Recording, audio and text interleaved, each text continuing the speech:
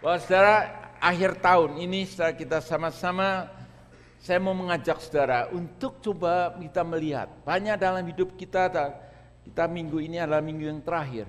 Banyak dalam saudara dan saya ada kehidupan dari persoalan-persoalan yang saudara dan saya hadapi. Dan sekarang menjadi persoalan bagaimana dengan persoalan yang saya hadapi. Dari mulai mungkin Januari saya mulai hadapi, mungkin waktu summer, mungkin barusan ini saya hadapin. Dan ada persoalan yang terus-terusan saya hadapin tapi nggak pernah nggak pernah selesai dan rasanya makin berat, makin persoalan makin ada. Bagaimana kita sebagai anak-anak Tuhan pada waktu kita menghadapi persoalan itu? That is the question yang kita perlu tanyakan. Tema hari ini adalah berani mengambil keputusan yang benar. Sudah, kalau saya kemarin yang pas Pendeta Bambang mengatakan bahwa walaupun kita harus selalu mengambil keputusan. Walaupun kita tidak mengambil keputusan, itu adalah suatu keputusan. Dan yang sangat sedihnya, saudara, di dalam hidup kita banyak sekali kita tidak berani mengambil keputusan, tetapi itu adalah keputusan yang boleh kata menghancurkan dalam hidup kita. Banyak keputusan-keputusan yang kita ambil tanpa kita tanyakan pada Tuhan dan kita mengambil keputusan mungkin berdasarkan karena krisis, berdasarkan karena takut, berdasarkan karena pressure dari kanan kiri. Banyak keputusan-keputusan yang kita ambil yang mengakibatkan akhirnya kita lihat kenapa saya mengambil keputusan itu. Dan hari ini saya mengajak saudara-saudara untuk melihat. Saudara, kalau kita lihat di Keluaran pasal 8, kalau saudara ada firman, ada Bible, saudara bisa sama-sama lihat Keluaran 8 ayat 1, 8 sampai ayat 15. Keluaran 8, 1 sampai 15. Kita lihat sama-sama. Mungkin saudara pernah dengar bagaimana Raja Firaun coba mengeraskan hatinya dan Musa katakan, let my people go, lepaskan umatku. Kami akan worship, tapi sudah berkali-kali. Ini itulah yang kedua yang kita akan sama-sama lihat. Menarik sekali di dalam cerita ini saudara tahu bahwa pada waktu itu Musa datang, berfirman Tuhan pergi menghadap Firaun, katakan di sini, berfirmanlah Tuhan kepada Musa, pergilah menghadap Firaun dan katakan kepadanya, beginilah firman Tuhan, biarkanlah umatku pergi supaya mereka beribadah kepadaku. Jika engkau menolak membiarkannya pergi, maka aku akan menulai seluruh daerahmu dengan katak. Katak-katak akan mengeriap dalam sungai Nil, lalu naik dan masuk ke dalam istanamu dan kamar tidurmu, ya sampai ke dalam tempat tidurmu, ke dalam rumah pegawai-pegawaimu dan rakyatmu, bahkan ke dalam pembakaran rotimu, serta ke dalam tempat adonanmu. Bayangkan saudara, waktu saya baca ini bayangkan katak begitu banyak sekali masuk ke tempat tidur, tempat makanan, ke semua ruangan. Kata-kata itu akan naik memanjati engkau, memanjati rakyatmu dan segala pegawaimu. Berfirmanlah Tuhan kepada Musa, katakanlah kepada Harun, ulurkanlah tanganmu dengan tongkatmu ke atas sungai, ke atas selokan dan ke atas kolam, dan buatlah kata-kata bermunculan meliputi tanah Mesir. Lalu Harun mengulurkan tangannya ke atas segala air di Mesir, maka bermuncullah kata-kata lalu menutupi tanah Mesir. Tetapi para ahli itu pun membuat yang demikian juga dengan ilmu-ilmu mantra mereka, sehingga mereka membuat kata-kata bermunculan meliputi tanah Mesir. Kemudian Firaun memanggil Musa dan Harun serta berkata, berdoalah kepada Tuhan supaya dijauhkannya kata-kata itu daripadaku dan daripada rakyatku, maka aku akan membiarkan bangsa itu pergi supaya mereka mempersembahkan korban kepada Tuhan. Kata Musa kepada Firaun, silahkan Tuanku, katakanlah kepadaku, bila aku akan berdoa untukmu, untuk pegawaimu dan rakyatmu, supaya kata-kata itu dilenyapkan daripadamu dan daripada rumah-rumahmu dan daripada rumah-rumahmu dan hanya tinggal di sungai Nil saja. Jadi waktu itu Musa menanyakan pada Firaun, oke, kamu apa yang mau, kamu minta saya tolongin? Oke, sekarang kamu mau kapan ini? Kata-kata ini keluar, bersih, kapan? Dilenyapkannya kapan? Jawabannya saudara ayat 10. Saudara bayangkan saudara, Ini Firaun pada waktu itu, bayangkan di istananya semua penuh dengan kodok, kata-kata begitu banyak. Saya bayangkan istrinya Firaun ngomong, "Pap, panggil Musa ini, saya nggak bisa tahan lagi." Semua, saya bayangkan istrinya sudah jijinya bukan main. Katak-katak di mana-mana, di kamar mandi, tempat makan, semua. Jutaan katak begitu banyak. Sudah just bayangkan desperation pada saat itu. Sampai Firaun mengundang Musa. Datang. Basically, help me. Dan Musa ngomong, "Oke, I will help you." Oke, sekarang saya mau tolong. Kapan? Nah, sudah bayangkan jawaban si Firaun katanya apa sudah? Jawabnya apa? Ayat 10. Besok.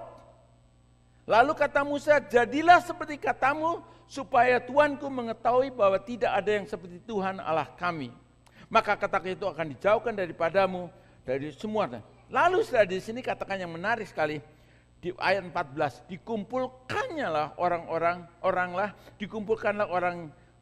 bangkai-bangkai yang bertumpuk-tumpuk sehingga tanah itu berbau busuk.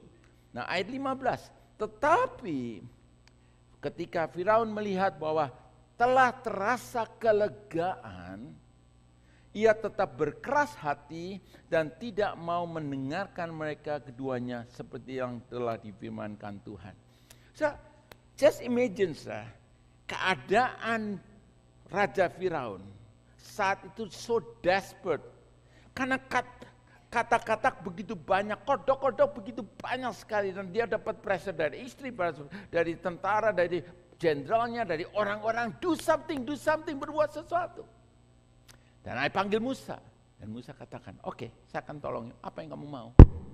Saya bayangkan waktu itu kalau waktu sebagai Raja Firaun pada saat lagi menghadapi krisis, kapan kamu mau saya buang ini kodoknya, kapan dilenyapkannya? Jawaban right now, even mungkin now. Tapi jawaban dia kapan? Besok. Banyak ternyata kalau kita lihat di dalam hidup saudara dan saya manusia, sangat takut sekali mengambil keputusan now. Saya dulu di real estate, waktu saya 14 tahun saya sebagai real estate broker. Saya orang lagi mau mengambil keputusan, mereka takut. Selalu mikir better. Malah ada orang Yahudi ngomong, "You have to sleep on it." Kamu harus tidur malam dulu sebelum kami mengambil keputusan. Di dalam hidup saudara kita harus berani mengambil keputusan. Sebab kalau kita bicara tomorrow, berarti saudara ambil keputusan berarti kita nggak pernah deal persoalannya. Persoalan yang saudara dan saya hadapi tahun ini, kalau kita katakan tomorrow, berarti sudah begitu tomorrow datang sudah sibuk lagi dengan news, sibuk macam-macam, dan sudah ngomong, "Oke, tomorrow enggak akan solve the whole problem." Kalau saudara saat ini pada akhir tahun, saudara lagi menghadapi persoalan, dan pada saat sekarang Tuhan ngomong, basically Musa katakan, "Nih, Tuhan able, Tuhan sanggup melepaskan segala persoalan yang kamu hadapi. Persoalan soal kata-kata is nothing. Saya bisa harap." Kalau saudara benar-benar desperate, Tuhan, and now, Tuhan bisa. Tetapi saudara, jawaban Musa, tomorrow. Saudara, kalau kita cek dalam hidup saudara dan saya, berapa dalam hidup kita pada saat kita harus mengambil keputusan. Dan kita tahu sebenarnya sudah desperate enough persoalannya, tetapi kita ngomong, "Oke, tomorrow." Kita nggak ngomong, "Now, bereskan." Berapa dari saudara mungkin persoalan di dalam soal mungkin pekerjaan. Saudara struggle menghadapi pekerjaan. Saudara mungkin pada soal relationship antara ayah dengan orang tua, dengan anak, ibu, suami, istri. Persoalan dalam pernikahan, saudara hadapin terus-terusan. Sampai kadang-kadang sudah mau give up. Tapi saudara pertanyaannya, bagaimana saudara mau membereskan persoalannya? Dan banyak dari kita seperti Raja Firaun. Begitu mulai problem mulai kelihatannya hilang. Kemudian di sini katakan ada rasa kelegaan. Ketika Firaun melihat bahwa telah terasa kelegaan, ia tetap berkeras hati. The bottom line, saudara, Firaun, dia nggak mau bertobat. Dia mengambil keputusan tomorrow, walaupun is desperate enough. Biar ini sudah menjadi provoking, menjadi suatu pertanyaan menggugah kita semua. Tiap kali kita menghadapi persoalan, kalau Tuhan katakan, John, Mary, saya siap membantu, menolong. Apa yang mau saya lakukan? Apakah kita jawabnya tomorrow atau sudah kata now? Kita masukin berapa hari ini akan mengakhiri tahun 2013. Apa yang saudara akan ambil? Decision apa yang saudara akan ambil dalam hidup saudara? Ini yang perlu kita benar-benar renungkan. Sebab kalau kita katakan tomorrow, next year, akhir tahun 2014, saudara menghadapi persoalan lagi yang sama. Dan pada waktu itu saudara di-challenge, ditantang. Hari ini saya mau challenge saudara. Bagaimana kita deal dengan persoalan yang saudara hadapi. Dengan keuangan, dengan relationship, dengan apa saja yang saudara hadapi saat ini. Personal relationship, apapun juga yang saudara hadapi. Perlu saudara kita deal with it. Saya ingin saudara membuka sama-sama saudara. Ini saya lihat bagus sekali di 2 Raja-Raja 7 ayat 1 sampai 10. Kalau saudara ada Bible, saya mengajak saudara untuk seringkali kalau kita ada projector lebih gampang saudara nggak bawa Bible. Tapi saya mengimbau saudara untuk buka Bible saudara. Sebab dengan ada saudara buka Bible, maka saudara akan bisa make a note dan sehingga akan menolong buat saudara. 2 Raja-Raja pasal 7 itu ayat 1 sampai 10. Saudara, keadaan Samaria pada waktu itu saudara dalam keadaan dikepung. Keadaan kalau saudara lihat di Raja-Raja pasal 6, itu Raja Aram itu coba mengepung Samaria sampai keadaan Samaria pada saat itu begitu desperate. Sampai orang harus bunuh anaknya dan untuk dimakan. Sudah bayangkan cannibal sudah terjadi pada waktu itu, desperation-nya luar biasa. Dikepung semua sampai makanan begitu sulit sekali sampai mereka harus, ada orang tua yang tega ambil anaknya dimakan. Sudah bayangkan, sudah amazing untuk surviving sampai desperation-nya luar biasa. Nah, sudah apa yang terjadi? Di pasal 1, lalu berkatalah Elisa, dengarlah firman Tuhan, beginilah firman Tuhan besok, kira-kira waktu ini sesukat tepung yang terbaik akan berharga sesikal dan 2 sukat jelai akan berharga seikal di pintu gerbang Samaria. Tapi perwira yang menjadi ajudan raja menjawab abdi Allah katanya, sekalipun Tuhan membuat tingkap-tingkap di langit, masakan hal itu mungkin terjadi? Jawab abdi Allah, sesungguhnya engkau akan melihatnya dengan matamu sendiri, tetapi tidak akan makan apa-apa daripadanya. Nah, mulai ayat 3 mulai menarik nih. Ada 4 orang yang sakit kusta ada di depan pintu gerbang. Berkatalah yang seorang kepada yang lain, mengapakah kita duduk-duduk di sini sampai mati? Jadi kita berkata, baiklah kita masuk ke kota. Ini pilihan pertama nih. Baiklah kita masuk ke kota, padahal dalam kota ada kelaparan. Kita akan mati di sana. Dan jika kita tinggal di sini, ini pilihan 2. Kita juga mati juga. Jadi sekarang marilah kita menyeberang ke perkemahan tentara Aram. Jika mereka membiarkan kita hidup, kita akan hidup. Dan jika mereka mematikan kita, kita akan mati. Lalu pada waktu senja, bangkitlah mereka masuk ke tempat perkemahan orang Aram. Tetapi ketika mereka sampai ke pinggir, ke tempat perkemahan orang Aram itu, tampaklah tidak ada orang di sana. Ayat 6. Sebab Tuhan telah membuat tentara Aram itu mendengar bunyi kereta, bunyi kuda, bunyi tentara yang besar, sehingga berkatalah yang seorang kepada yang lain, sesungguhnya Raja Israel telah mengupah raja-raja Het dan raja-raja orang Misraim melawan kita, supaya mereka menyerang kita.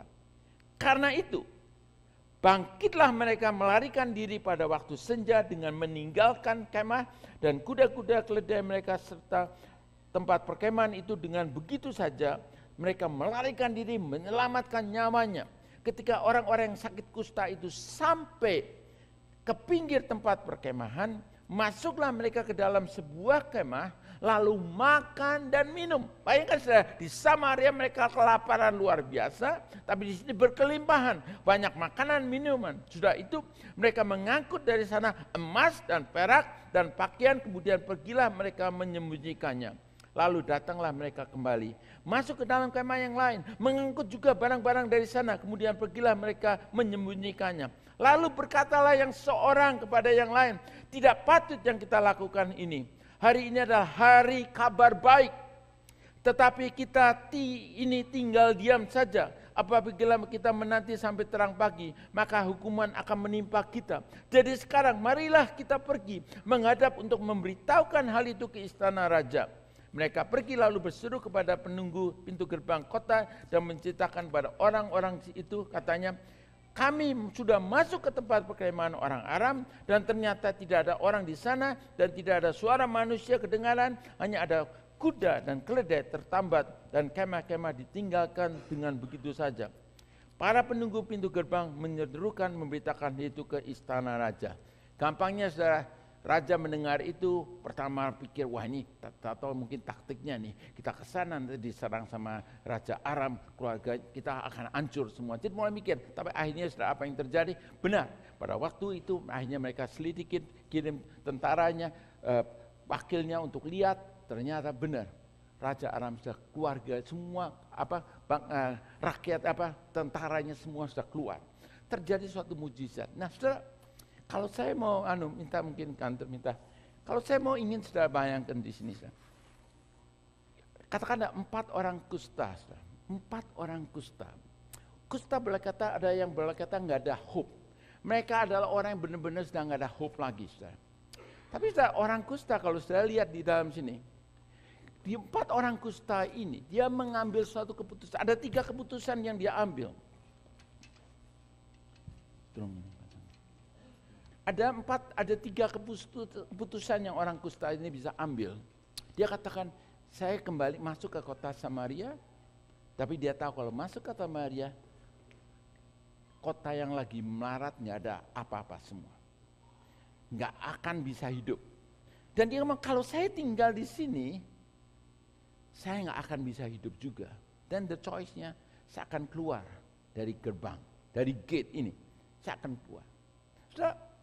Kalau kita lihat di dalam cerita ini, orang kusta ini yang boleh kata orang yang gak ada harapan, mereka berani mengambil suatu keputusan yang saya ngomong ini keputusan yang bukan hanya jadi berkat buat dia, tapi menjadi berkat buat orang-orang Samaria. Dan kebanyakan dari kita kalau kita lihat, kalau kita secara jujur, pada waktu kita menghadapi persoalan, biasanya kita mulai duel persoalan ini. Kita mulai melihat, saudara, pada saat kita di dalam persoalan, kalau yang kita katakan sering we are in the soup. Pada waktu kita menghadapi persoalan, kita fokus kita akan persoalan mengenai uang, persoalan mengenai mertua, soal mengenai uang, mengenai soal penyakit, mengenai soal relationship, mengenai problem-problem yang sudah hadapi. Ini semua problem dengan relationship, problem dengan keuangan, dengan kerjaan, semua menjadi fokus dalam hidup kita. Dan pada saat kita akan fokus akan persoalan ini terus, apa yang terjadi setelah kita sudah lupa bahwa sebenarnya sebagai anak Tuhan pasti ada jalan keluar. Ada sesuatu yang sampai sudah ajudannya pada waktu Rabi Elisa katakan tomorrow, waktu yang sama Tuhan akan melakukan sesuatu yang luar biasa. Ajudannya nggak mungkin. Dan Elisa bilang, kamu akan melihat tapi kamu tidak akan menikmati. Di dalam hidup saudara dan saya, pada saat kita lagi menghadapi persoalan-persoalan dalam hidup ini, perspektif kita lihatnya hanya persoalan-persoalan yang sudah hadapi. 2013 ini yang sudah hadapi. Apa yang sudah hadapi? Problem, komplain, semua nggak ada hati yang mau grateful. Ini yang kita banyak dari kita dalam persoalan yang kita hadapi adalah ini yang kita lakukan. Dan Tuhan katakan saat ini, orang kusta katakan dia berdiri. Dia katakan di sini, pada waktu itu 3 choice itu dia pikir dan berani mengambil keputusan dan keputusan dia berdiri. Dan setelah menarik, pada saat waktu orang kusta itu berdiri, kalau kita lagi berdiri dalam persoalan, perspektif kita, cara kita ngelihat itu lain, saudara. Lihat kita tuh lain lagi, bukan lagi problem-problem yang kita hadapi. Kita berdiri, saudara. Dan saya percaya saudara, kalau kita berdiri, dan saudara, untuk berdiri seringkali nggak gampang. Sebab kita terlalu isi di dalam comfort zone kita. Kita sudah kelamaan. Banyak orang di dalam Safety ini mulai menyalahkan gara-gara saya, orang tua saya, gara-gara masa lampu kita, mulai menyalahkan ini, kanan, kiri, kita mulai justify, kita mulai blaming ourselves, mulai blaming orang lain lagi. Itu yang kita hadapi semua. Dan yang stop, saudara. Kalau saat ini saudara dalam persoalan, yang saudara harus ambil keputusan, saudara berdiri. Enough is enough. Jangan sampai saudara seperti Firaun tomorrow. Saudara ambil keputusan. Perspektif lain saudara. Yang tadinya saya lihat waktu di sini, saya melihat problem-problem, saya melihat opportunity. Dan apa yang terjadi saudara? Pada saat saudara dalam keadaan waktu berdiri, saudara ambil keputusan. Dan ini sudah keputusannya adalah sudah, saya mau keluar dari gate ini. Saya mau keluar dari tempat ini. Dari problem yang saya saat ini telah boleh kata ditawan begitu lama. Dan pada saat saudara keluar, saudara, ini menjadi suatu a new beginning dalam hidup saudara. Bagaimana yang ada kemarin khotbah, bahwa kasih karunia, hadiah Tuhan, unwrap the gift of God, karunia yang Tuhan telah berikan, gift kesehatan, hikmat, apapun yang saudara perlukan, saudara imani, saudara katakan, even declare, saudara. Pada saat saudara waktu bebas ini, saudara akan bukan hanya yang tadinya saudara sebagai victim, yang tadinya saudara selalu self-pity, selalu saudara komplain, dan begitu saudara keluar di sini, lain saudara perspektifnya. Saat ini saudara bebas, yang saudara bisa melihat hal-hal yang besar. Rancangan Tuhan padamu ada rancangan memberikan damai, masa depan yang penuh harapan. Saudara hidup saudara bukan berdasarkan the past. The reality adalah apa yang firman Tuhan katakan, apa yang janji Tuhan katakan. The gift karunia yang Tuhan berikan, present yang Tuhan telah berikan kemarin Christmas yang anak khotbahkan. Kita perlu unwrap, kita perlu buka semua pemberian kado-kado yang Tuhan berikan, kesehatan, hikmat, damai sejahtera, apapun juga saudara pegang untuk menghadapi masuk dalam 2014.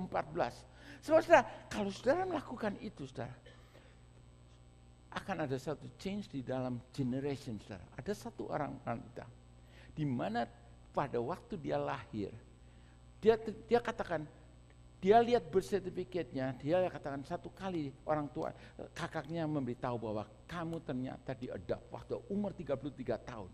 Dan dia waktu dilihat surat lahirnya ternyata unnamed, nggak ada namanya. Malah saudara lihat data-data begitu banyak meyakinkan bahwa you are nobody. Dan saudara, apa yang terjadi? Dia jadi anak Tuhan. Dia mulai pegang janji Tuhan, firman Tuhan, apa yang Tuhan katakan.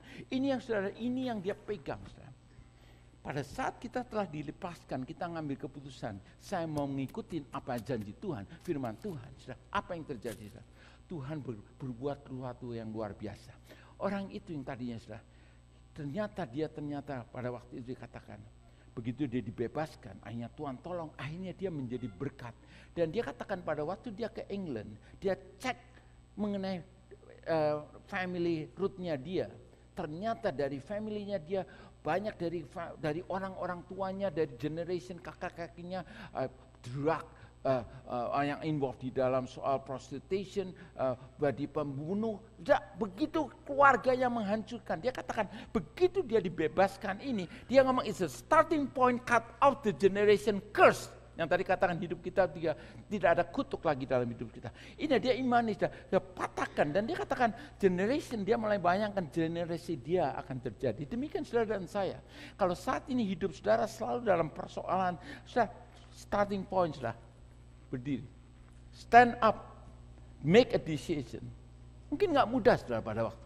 Begitu lama kalau sudah orang begitu lama sudah duduk, begitu berdiri sudah sakit saudara. Gak mudah. Tapi sudah pada waktu saudara mengambil keputusan, that's a turning point. Bukan hanya untuk saudara, the generation to come. Kalau hidup saudara saat ini, bayangkan saudara, apa yang janji Tuhan katakan, aku memberikan kamu masa depan penuh pengharapan, bukan kecelakaan. Saudara imani apa janji Tuhan. Dia akan supply segala kebutuhan saudara. Dia akan memberikan, karena bila Yesus telah menyembuhkan. Saudara katakan damai sejahtera memenuhi hati kita. Hati gembira yang penuh adalah obat yang manjur. Saudara imani apa yang janji Tuhan. In all thy ways acknowledge him. Dia akan shall direct the path yang saudara akan jalani. Apa yang tiap-tiap firman Tuhan katakan saudara. Biar saudara ini saudara yang saudara jalani. Dan apa yang terjadi saudara. Kalau saudara lakukan ini, saudara akan menjadi berkat buat orang lain. Hidup dalam dunia ini bukan one way street, hanya just thinking what can I do.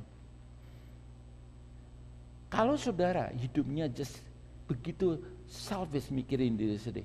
Kemarin pada saat lagi problem dengan power, nggak ada orang yang even offer saudara.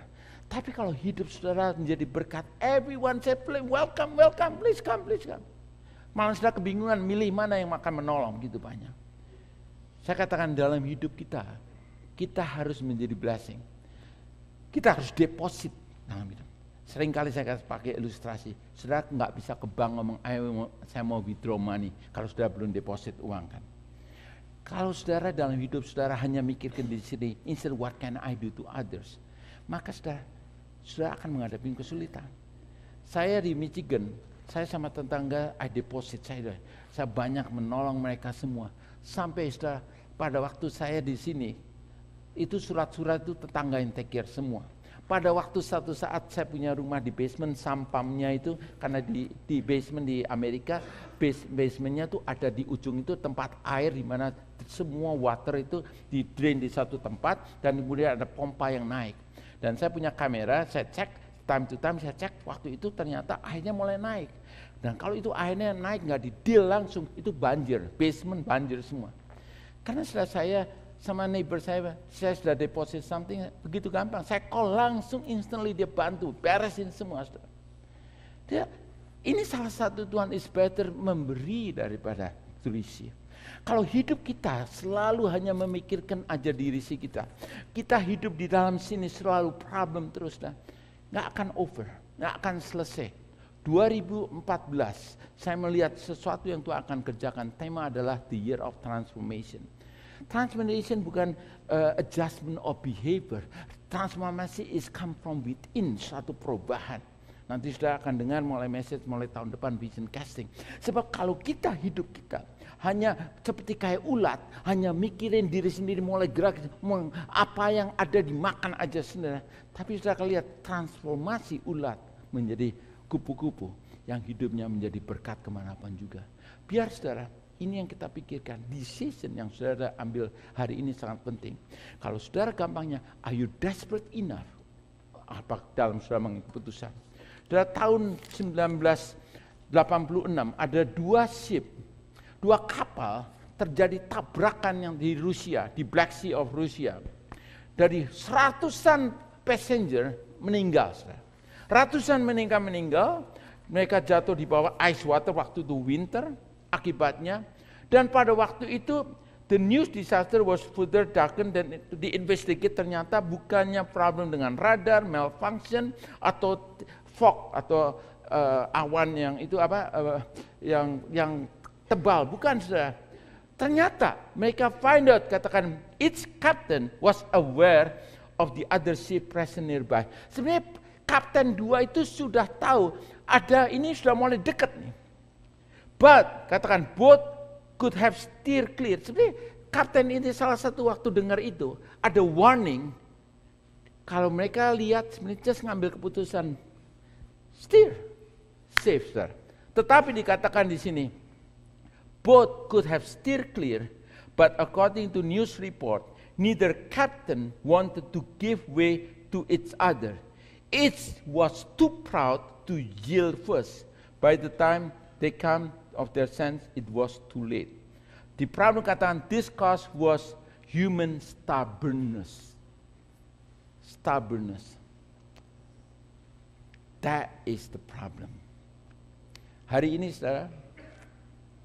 saudara cek problem apa yang saudara hadapi. Ada dua choice. Saudara mau ngambil keputusan, saya mau bereskan persoalan ini, atau stubborn. Gampangnya saudara sendiri akan menanggung semuanya. The decision is yours. Berani mengambil keputusan. Dan ini dua kapten ini, problemnya adalah stubborn. Mereka nggak mau yield.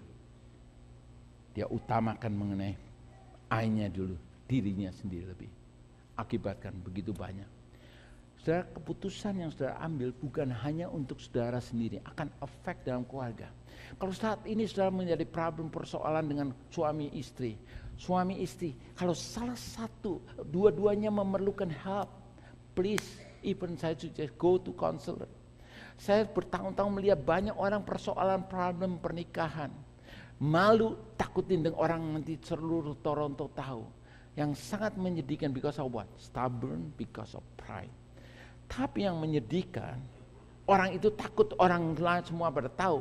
Begitu di court di settle perceraian, seluruh Toronto tahu si A itu cerai.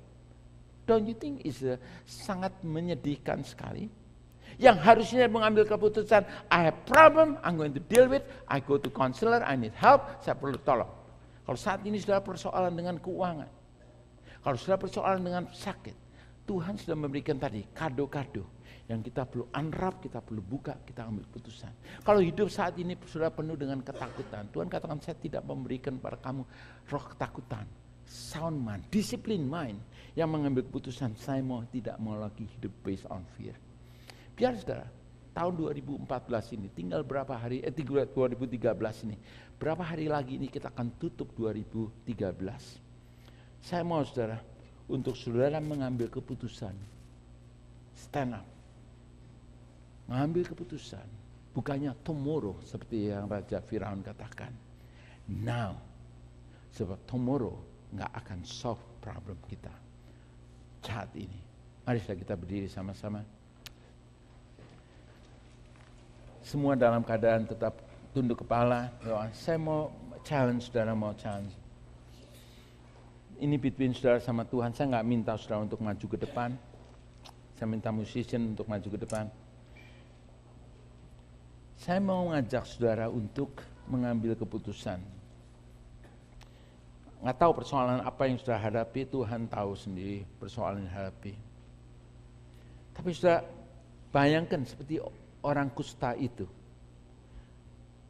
mereka nggak pernah pikir bahwa Tuhan bisa melakukan sesuatu hal mujizat. Seringkali yang menghambat kita tuh kadang-kadang kita terlalu pikir kita pinter, tapi ternyata saudara, Tuhan sudah orkestrat sedemikian rupa sampai kuasa Tuhan luar biasa. Ini saudara, ini yang perlu kita ingat, iman. Hidup oleh iman sangat menyenangkan hati Tuhan. Saya percaya saudara, apa yang saya hadapi saat ini, kalau saudara sangat sulit untuk orang yang bisa bersukacita, grateful heart. Saudara, grateful heart itu bukannya kalau kita sudah dapat barang, saudara, kita grateful. Justru sebelumnya itu kita mulai melatih kita untuk mengambil keputusan kasih anugerah Tuhan. Untuk bisa menerima apa yang Tuhan telah berikan, itu kita harus prepare dulu sebelumnya terjadi. Banyak orang kesalahannya mereka appreciate. Appreciate itu adalah karena telah mendapat barangnya kita appreciate. Tapi grateful heart adalah lebih dalam lagi. Mungkin dalam hidup kita sulit sekali untuk kita bisa bersyukur. Hidup kita mungkin banyak sekali komplain. Salah satu tes yang saudara bisa tanya pada waktu power kemarin listrik mati. Bagaimana sikap saudara? Apa saudara komplain? Bayangkan saudara, bertahun-tahun sudah hidup ada hydro. Begitu ada persoalan hanya mungkin sehari, 2 hari, 3 hari, mungkin 5 hari. Apa yang keluar di mulut kita?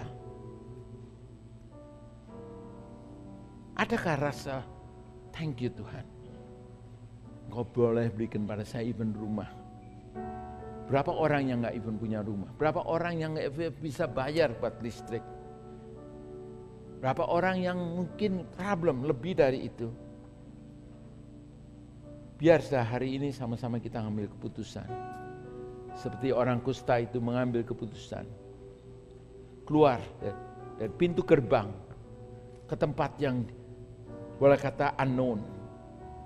Tapi saudara, apa yang terjadi? Dia dibebaskan dan dia menjadi berkat. Orang Samaria semua datang kembali mengambil jarahan itu luar biasa. Menjadi berkat online. Di session yang saudara ambil hari ini bukan hanya memberkati saudara, memberkati keluarga saudara, memberkati gereja, memberkati community di mana saudara ada. Katakan enough is enough. Kalau problem yang saat ini saudara hadapi berterus-terusan, katakan enough is enough. Mari saudara, kita sama doa. Kalau ada saudara, saya minta saudara angkat tangan semua dalam keadaan tunduk kepala doa. Ya saudara, angkat tangan saudara. Yes, amin. Ada berapa lagi? Saya tahu ada lebih banyak dari tahu. Ya, thank you Tuhan. Thank you Tuhan, Kau tahu. Kau tahu Tuhan anak-anak-Mu yang saat ini angkat tangan. Bapa, kami bersyukur. Engkau ingatkan kembali Tuhan. Untuk kami membereskan persoalan right way. Right now, bukan tomorrow. Sekarang ini, bukan besok. Bapa, beri kepada kami kasih your grace, kasih anugerah-Mu untuk kami bangkit berdiri. Mengambil keputusan dan keluar dari problem yang saat ini kami hadapi. Bapa, kami percaya Tuhan. Bahwa Engkau sudah mempersiapkan hal yang besar dalam hidup kami. Saat ini kami mau putuskan segala blockage, segala apapun problem yang saat ini dihadapi anak-anak-Mu. In the name of Jesus, I command to break up in the name of Jesus. Loose them. Problem-problem semuanya.